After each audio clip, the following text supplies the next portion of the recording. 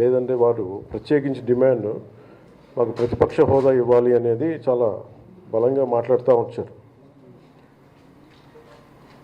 ఇది అడిగితే వచ్చేది కాదు, అది ప్రజలు ఇస్తేనే వస్తుంది.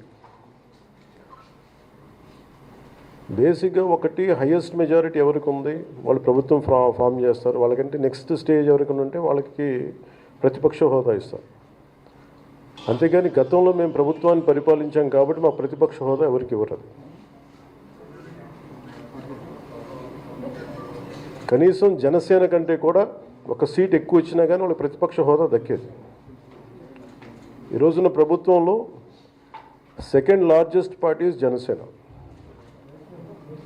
దాన్ని ప్రజల దృష్టికి తీసుకొద్దాం. వైసీపీ నాయకులు వాళ్ళు చేస్తుంది ఏంటంటే మాకు ప్రతిపక్ష హోదా ఇస్తే తప్ప మేము అసెంబ్లీలో అడుగు పెట్టాం, లేదంటే ప్రసంగాలను అడ్డుకుంటాం. అలా ఇది సరైన మెసేజ్ బయటికి వెళ్దాం. ఇది సరైన విధానం కూడా కాదు. ఇది ప్రజలందరికీ తెలియజేయాలనుకున్నాం. ఇది ప్రతిపక్ష హోదా ఏ పరిస్థితిలో వస్తుందంటే మీకు రూలింగ్ పార్టీ కంటే కూడా అత్యధికంగా ఇంకొక సీట్లు వాళ్ళకంటే మీరు వస్తే దాని తర్వాత స్థానం మీకు వస్తే ఖచ్చితంగా ప్రతిపక్ష హోదా వాళ్ళకే ఉంటుంది. 21 సీట్లు ఉన్న జనసేన, 11 సీట్లు ఉన్న వైసీపీకి ప్రతిపక్ష హోదా ఎలా వస్తుంది?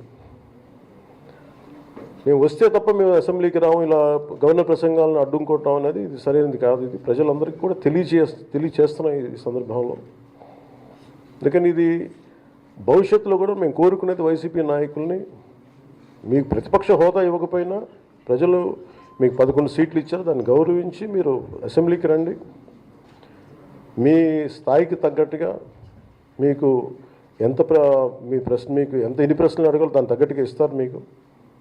ఇవన్నీ దాటి మన స్పీకర్ గారు కూడా చాలా గౌరవంగా వాళ్ళు 11 సీట్లు వచ్చినప్పటికీ కూడా చాలా గౌరవంతో ఇంతకాలం వాళ్ళకి ఇస్తూ వచ్చారు. ప్రశ్నోత్తరాల సమయంలో కూడా ఆయనకి ఇచ్చారు.